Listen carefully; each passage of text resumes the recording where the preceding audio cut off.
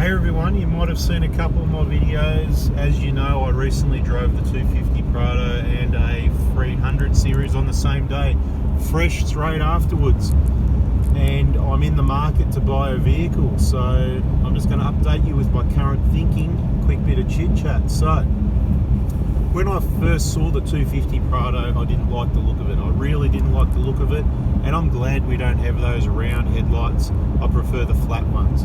Anyway, it hit the ground, so I got out and had a look at them and took one for a drive.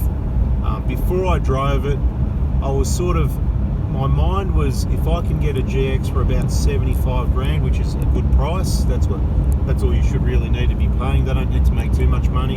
They're going to ask you for probably 78 or 79. But anyway, it's up to you, right?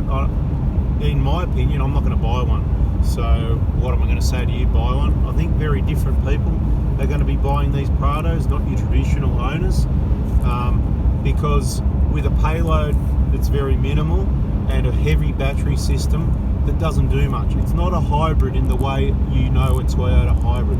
A Toyota petrol hybrid is a combination petrol-electric vehicle. It's very EV. It's classed as an EV. It runs on electric when you're on light acceleration, and when the engine starts, it's recharging the battery, to put it short and simple. When you put your foot down, the two motors combine, the electric motor, the petrol motor, and that's where you've got maximum power and torque, and the thing's actually boogie because you've got two engines working for you. When you back off, it can regenerate a little bit and recharge the battery, and you'll be back to electric mode. Okay, depends on your load and speed. This is not a video about how electric cars work though. I want to be clear, this diesel hybrid is not a diesel hybrid. It's got what I'm going to call a strap-on system that makes it work, to explain it, very similar to those vehicles that switch themselves off and on and restart in the traffic. You know, when you stop and you see the Mazda switch the engine off, they hit and they go again, it restarts, start, stop, moves forward a little bit, start. It's like that.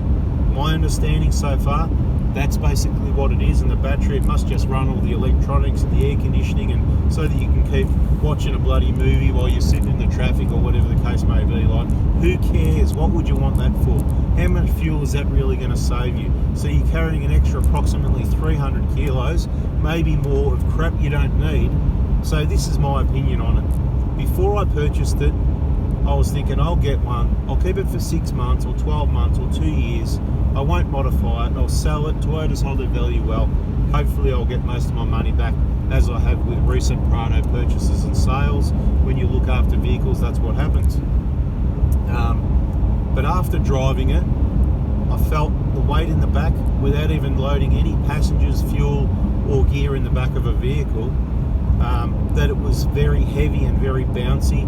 The change of direction was a lot of body roll type thing, and the power with the same engine was quite underwhelming. Although I think the 8-speed auto did help it, the extra weight didn't help it. It was quite laggy still, but it did get going eventually.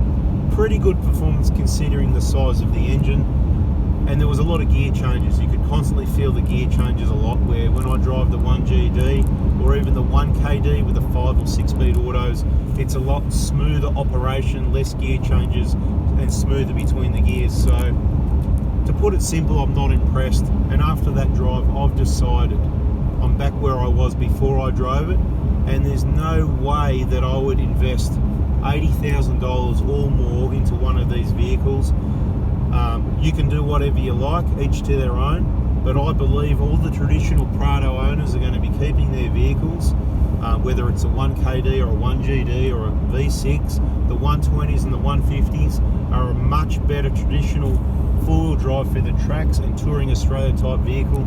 If you're looking at buying a new PRADO, I'd suggest before you make any silly moves, you go and drive some cars like Corollas, Camrys, but more to the point, RAV4 and Kluger hybrids, and you'll see what I mean about a proper Toyota petrol hybrid vehicle. You're going to see better fuel economy, you're going to see better reliability, you're going to see lower maintenance costs. Okay, we've got a Corolla hybrid that gets about 4 litres per 100 kilometres. Okay, that is going to compare to one that's a not hybrid, is probably going to get around, I'll put it out there, maybe 8 litres per 100 kilometres. Hey, who's got a Corolla that's not a hybrid that was built in the last 10 years? Let us know what economy you get in the comments, please. How about a Camry? You're going to get about 10 litres per 100 in a Camry that's not a hybrid. You're going to be down to about 5 litres per 100. Now the RAV4 is going to use a bit more, and the Kluge is going to use a bit more again. The V6 back in the day was only using around 11 or 12 litres per 100. Very efficient engine. I believe the hybrid's probably going to be around 7 litres, 8 litres maximum if you're driving around pretty quick.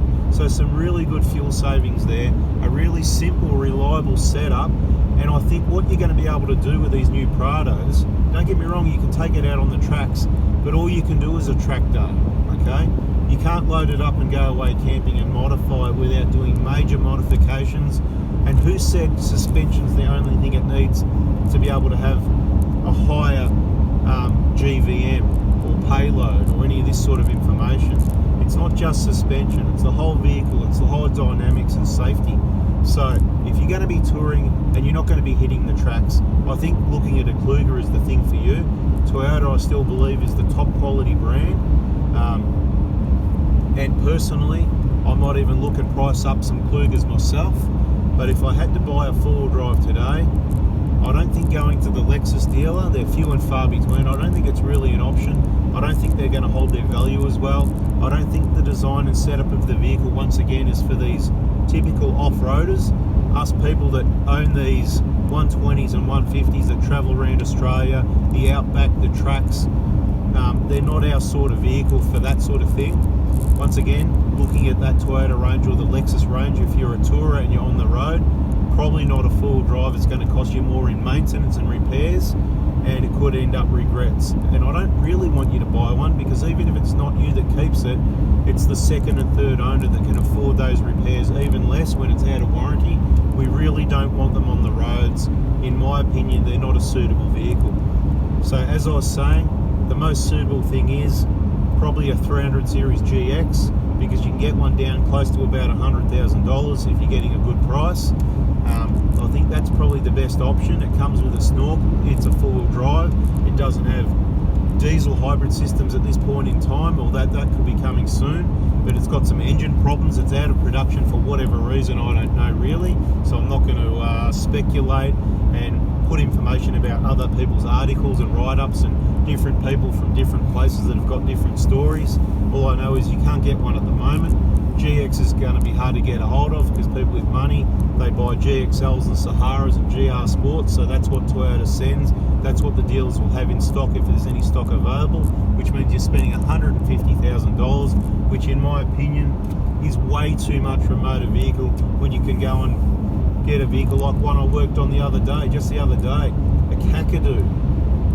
2015, last of the best, drove beautiful. Look, here's one right next to us. Here's a Caravan. There's your Prado. Beautiful. It does the job. Slow down a little bit. You've only invested what, $30,000? Maybe less. Maybe $40,000. Maybe $50,000. Maybe more. You spend as much or as little as you like. It's your choice. But I'm just sharing my thoughts on the matter and where I'm at. If I can find a Toyota dealership with a GX in stock, and I can grab one now, even with an engine that might fail, that's either in dusty bronze or dusty bronze, maybe silver, dusty bronze, maybe white. One of those three colours is the only colour choices I'll go for. I don't want any weird colours, I don't want any dark colours. I'm not going to be doing a lot of modifications, if any. I'm probably not going to be keeping it a long time. It's going to be more of a test vehicle, but if I really decide I like it and nothing better comes along, and they put AdBlue and diesel hybrid systems and things onto these vehicles, I might keep it a bit longer. But as soon as they put petrol, proper petrol hybrids like the rest of the Toyota range, that's what we want. We're going to have the electric engine torque to slow us down on the hills. We're going to have the reliability that's been proven for years through the whole range of these vehicles, and the economy and the lower service costs. Anyway, I'm sick of driving this Hilux up these hills. It goes pretty good actually. We've given it another remap. I'm not sure if you've been watching the videos, but stay tuned if you want to know more about the remaps as well. On your older diesels, we're trying to make Hiluxes into Prados. It's a bit harder than we thought. But bada bing, bada boom. This one's a clean tune, no smoke. It seems to have improved it a bit. Is it going to crack a piston? Do you want to risk it for the biscuit? If you want to risk it for the biscuit, be one of the guinea pig vehicles. Get in touch with me. It's going to cost you money. It's not cheap, the equipment or the time to do this, but and it's always risky if it's a remap, but we're working towards that still. Thanks for listening to my waffle. Sorry mate, you didn't get it. I got my cameraman here. Say g'day to everyone. G'day. He's the one who holds the camera a lot of the time while I'm driving, so you know, of course we're always doing the right thing, but you know, bada bing, bada boom. Catch you in the next video. See ya.